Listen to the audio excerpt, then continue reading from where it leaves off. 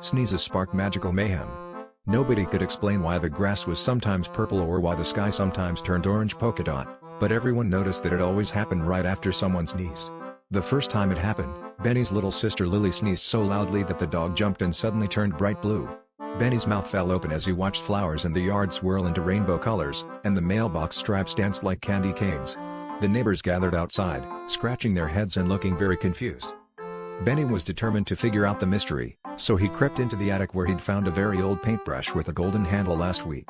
The paintbrush tingled in his hand, and when he waved it in the air, the bristles shimmered with every color you could imagine.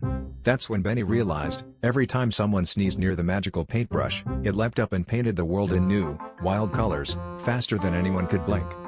Things got even sillier the next day at school when their teacher, Mr. Poppers, let out 3 big sneezes in a row. The classroom walls turned checkerboard green and yellow, everyone's shoes turned invisible, and the goldfish in the tank became striped like tiny zebras. The kids couldn't stop giggling, even as they tiptoed around trying to find their see-through shoes. Benny carefully wrapped up the paintbrush in a scarf and decided to keep it safe, only using it when things got a little too boring or when someone really needed a laugh.